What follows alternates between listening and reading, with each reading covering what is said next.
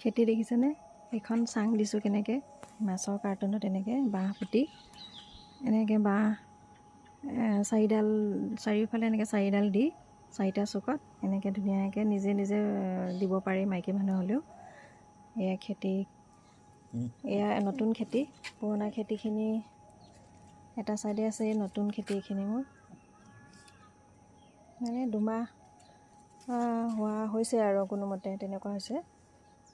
এই তিয়হৰ এনেকৈ তলটো যদি ৰঙা হালধীয়া পৰি যায় আচলতে পোকে হেৰি কৰাৰ কাৰণে হৈছে, সেইকেইটা ছিঙিব লগা হৈ গৈছে। আৰু এই বেঙেনা,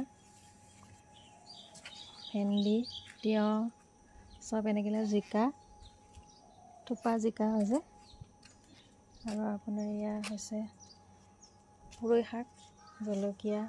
আৰু জেগা যিহেতু ওপৰত খেতি কৰা হয়, গতিকে আমি জেগাখিনি খুব সুন্দৰকৈ ব্যৱহাৰ কৰিব লাগে। ইয়াতে সাৰ চাৰ চব আছে, গতিকে এনেকুৱা ঠাইখিনিও নষ্ট হ'ব দিব নালাগে।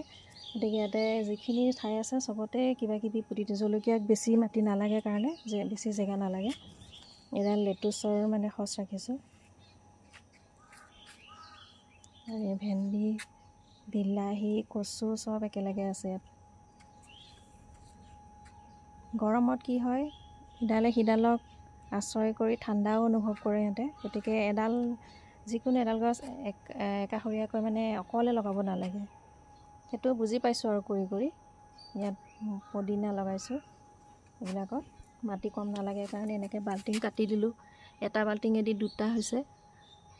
2টা হৈ তলৰ যিটো মানে ফুটা থাকে সেইটোত এনেকুৱা মাছৰ কাৰ্টুনৰ তলৰ ঢাকনাখন দি দিছোঁ।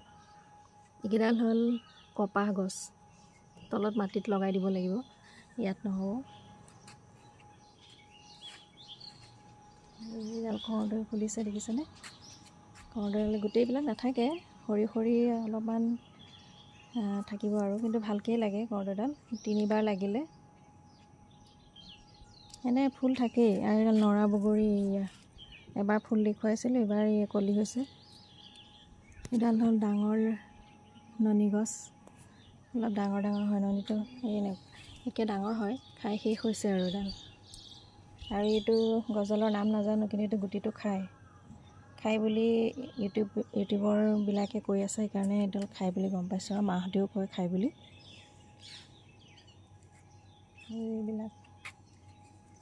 এইবিলাক হ'ল কুঁহিয়াৰ। এবাৰ লাগি যোৱাৰ পিছত ইয়াত উঠাই দিয়া নাই কাৰণে ইয়াতে আকৌ গজালি আহি গৈছে। এবাৰ 7ডালমান লাগিলে।